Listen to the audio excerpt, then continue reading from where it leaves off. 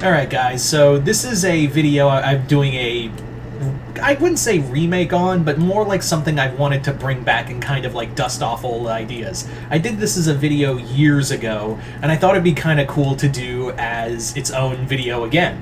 And that is my pitch for a Ghoul School reboot. So if you guys know, the Ghoul School was basically a group of characters that were in Scooby-Doo in the Ghoul School.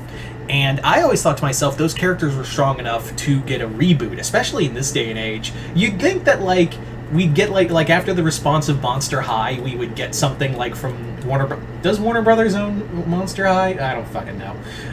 But yeah, I figured they would at least try something to compete with that, and the Ghoul School was right there. And with a new kind of take on, like,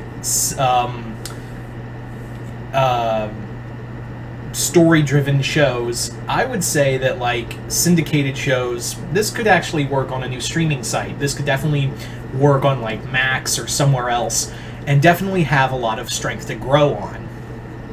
So yeah, this is gonna be my pitch for a Ghoul School reboot.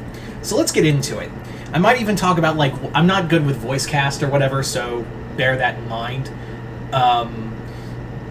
Just follow along. Just hear me out. That's really all I could say is just hear me out. So, first and foremost, what's the story of this show going to be? Well, in this reboot idea, this is going to take a little bit from X-Men. In fact, it's going to take a lot from X-Men. And that's how I kind of see it, is like a monster version of X-Men, is that monsters have been pushed back into the shadows by mankind for so many years, and Miss Grimwood's school for wayward girls would be a home for monsters to learn and control their powers, as well as, you know, coexist among society. It'd basically be a place where these monster girls are trained to live among human society, or even learn how to use their abilities to hide from human society, or even defend themselves from human society. Not to, like, openly attack, but to defend. And that's what Miss Grimwood would be, is she's like, it's more about she thinks, like, there should be coexistence among humans and monsters. But it's not like in an Xavier way, because she's not naive like Xavier is.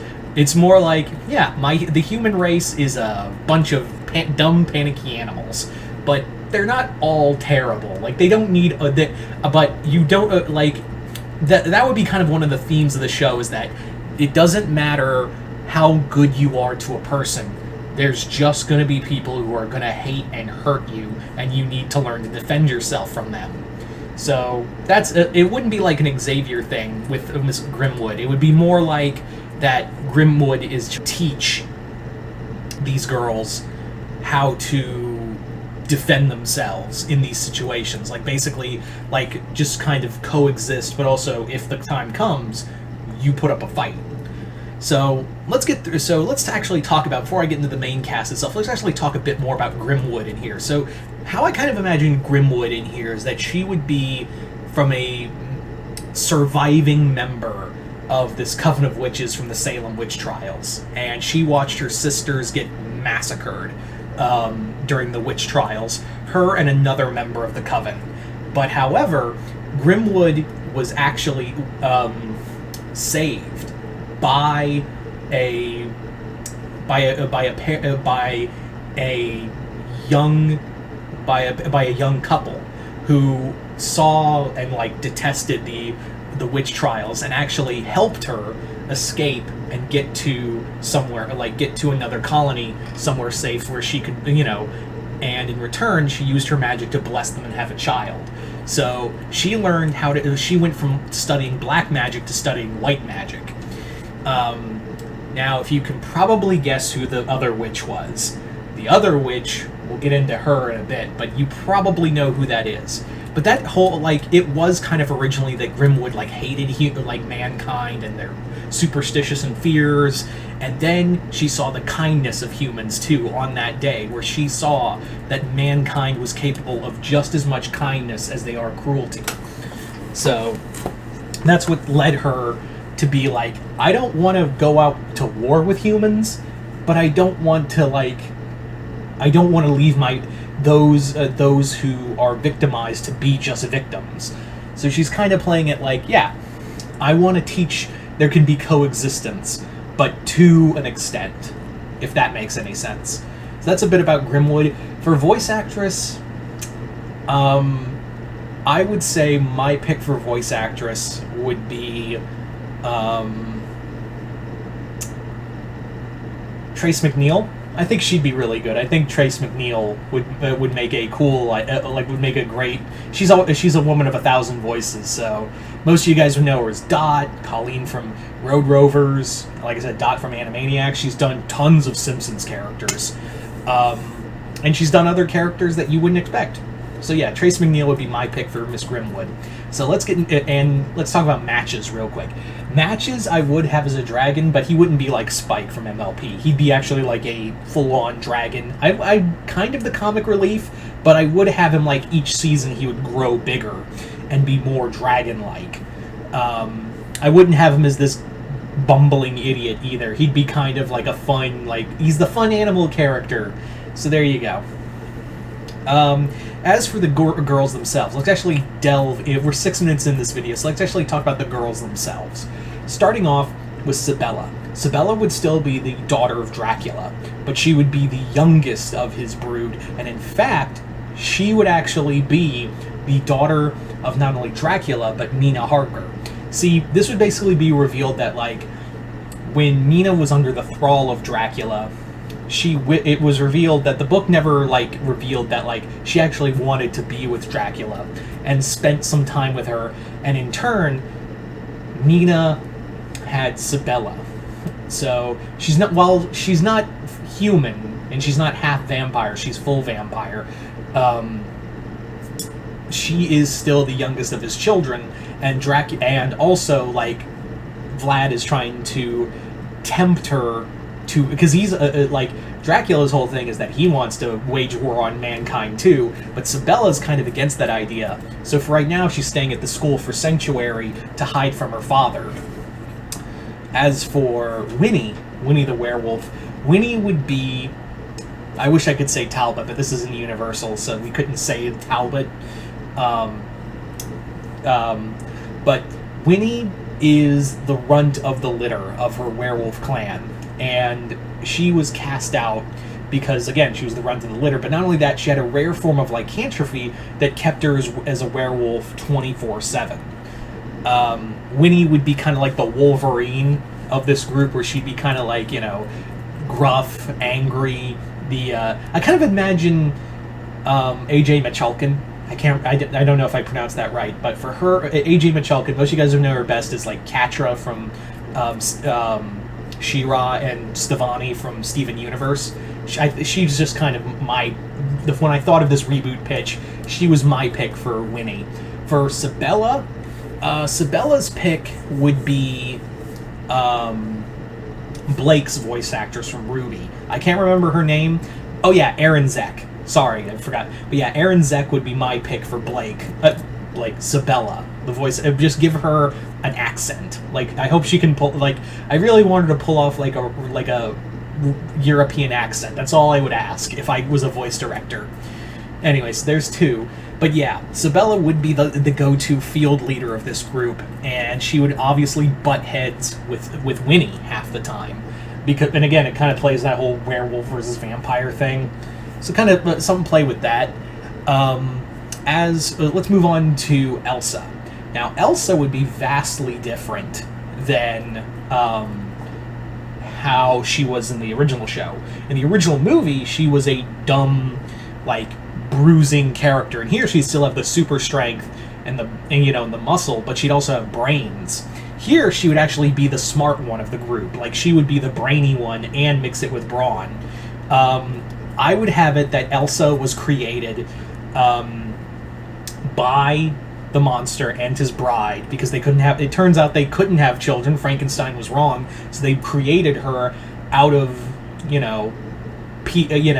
pieces of dead bodies. They put her together and also gave her their grandfather's brain, Dr. Victor Frankenstein's brain, and gave her all this intellect.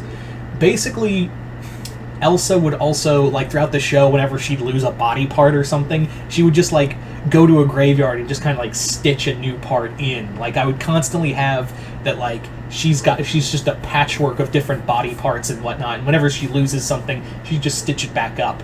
I would even play with the I wouldn't say play with the idea, that's the wrong word. I would even love to explore like the idea that Elsa isn't defined by her gender because she's different body parts. So she would even I would even do an episode where she kind of explores her, you know, her gender and kind of like use it and kind of restitch it, reupholsters her body as a man and makes herself into a man for a bit.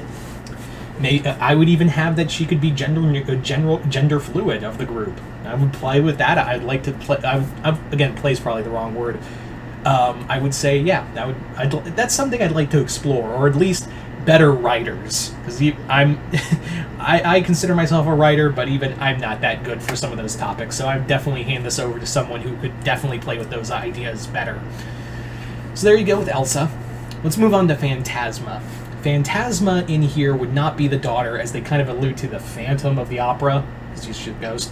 I would have it that Phantasma was a wayward spirit who died of unknown circumstances, and she basically puts on this fun, happy face for everyone, but on the inside she's depressed and sad, and she's afraid.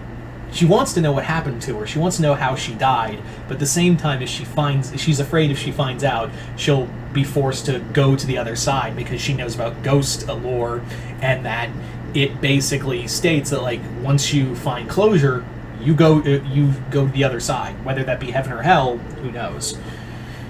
So there's that. And finally, yeah, Tanis is the last one. Tanis would be the daughter of an Egyptian pharaoh who was dug up ages ago. In fact, I would actually have that Tanis was the first student of Grimwood. Basically, in the 1800s, for those who are unaware, in the 1800s, Europe really did some nasty shit to Egyptian artifacts, not only just putting them in museums, but also they would have parties where they'd like unwrap the dead and like play with the body parts. In part, like these rich British elites would do that. So I would have that Tanis's body was stolen from her home, and the magic that was placed on her coffin woke her up during a party, that when they were trying to unbandage her, she freaked out and killed everyone in the room. But Grimwood later found her and took her in, and she became the first student. Tanis I would have is very innocent. Why she's not the leader is because she's still a child at heart. So Tanis was kind of raised by Grimwood as like a daughter to her. So there you go. Moving on to let's talk about the Callaway Cadets. How I would do the Callaway Cadets is that I would have them as that they are a military school, but I would definitely have that Colonel Callaway would be kind of like, he'd be all in, I would have it that Colonel Callaway has been hearing like he's like kind of like low-key all about wanting a new war. Like he would be a soldier who fought in a great war. I'd kind of leave open if like, was it Iraq, was it Operation Desert Storm, just kind of say that he was a war veteran and he's never gotten, and he wants a new war. And I would say that he's kind of like another antagonist for the girls to encounter. But the rest of the boys of the cadets would be kind of like, I don't like this. I would definitely play with some of them are kind of like against the monsters once they find out, because I would definitely I'd also keep the schools very much apart. While they would have like a rivalry and whatnot, like a sports rivalry, it would be they'd be more distant from each other, because I always thought it was like, there's no way you're that stupid to realize that like some weird shit's going on and you're just being dumb to it. Alright, so I would keep, like, there would be more of a distance between the two schools, but there would still be like a sports rivalry, you know what I mean?